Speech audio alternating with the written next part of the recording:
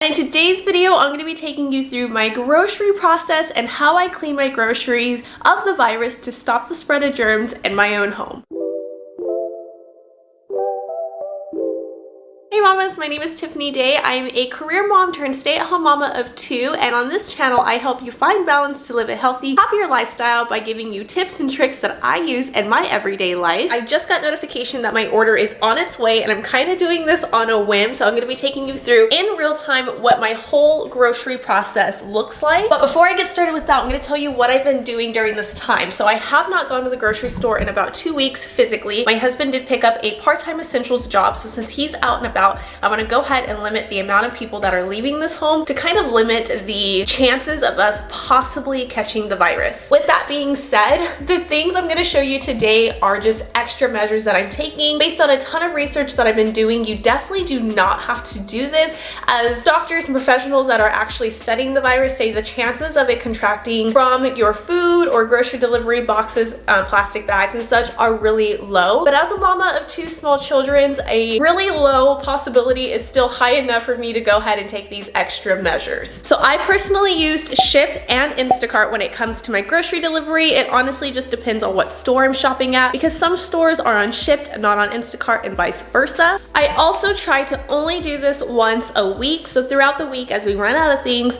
I will go ahead and add it to my shopping cart, and then usually on either Sunday or Monday, I order everything in bulk. The reason why is because if you pay for their monthly subscription, which is $9.99 a month, I think there is an option to do per year, but I just do it per month. You can go ahead and get free shipping if your order is at least $35. So I don't want to do a ton of little orders and not get my free shipping. And then they do provide a service fee, which if you pay for that subscription, your service fee is reduced as well. But again, I don't want to pay for multiple service fees when I can go ahead and do my orders in bulk. Okay, now most delivery services like Grubhub and everything else have it automatically set to where you can do contactless delivery, so it has a check mark and it'll just say leave at my door. But I make sure in the special instructions I make it very clear I want contactless. I don't want to open the door and the person still be there. You just never know if that person may be sick or come in contact with things, so I definitely just let my groceries sit out there for a couple of minutes. It's okay, I have cameras. I'm gonna see if someone tries to run away with my groceries, and plus if anybody sneezed or coughed, it kind of gives the pores time to settle and disperse, so I'm not running into any of that. Okay, now that we got all of that out of the way, this is where it gets really crazy. So I just got notification that it was left at the door. It's really nice because they take photos,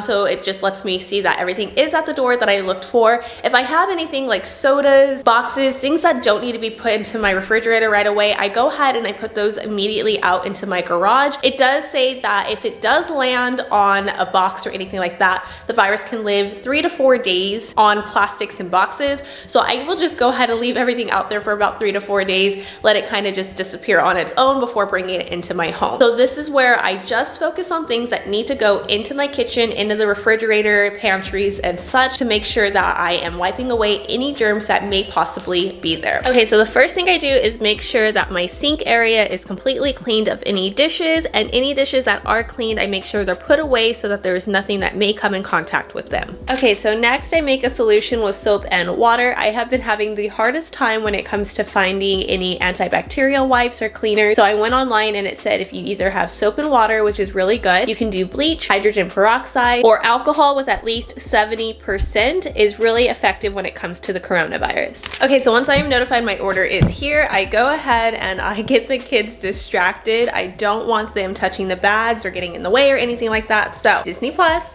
has been our best friend. So once the kids are out of the way and the kitchen is prepped, I carefully bring in my groceries from outside and I place them directly into my sink to lessen the chance of contaminating my counters.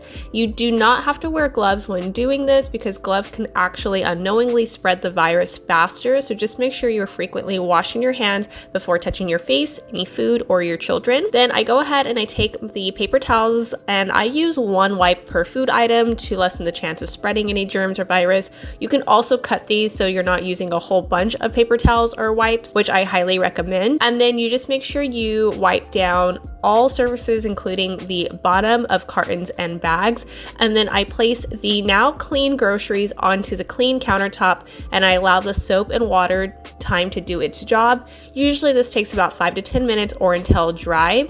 If you wipe it off before the drying is done, you're not letting it kill germs and bacteria. And then for produce, I just go ahead and isolate it into a separate bowl so I'm not mixing it with my older one. And they always say it's best to clean your produce right before eating it to lessen the chance of it going bad while sitting on your counter or in your refrigerator. So I just go ahead and separate it. And then again, we just make sure we wash our hands frequently before eating. And then as my groceries are drying off, I'll go ahead and clean out my sink really well. And then I dispose of any of the wipes that I used, the paper or plastic bags that we got the groceries in, and then I wash any towels that I may have used as well. And then again, I make sure I wash my hands a ton during this process. And then once everything is dried off, I carefully go ahead and put it away. And then I do another wipe down of the sink, of the counters, cabinets, fridge, anything I basically touched, and of course, wash my hands again.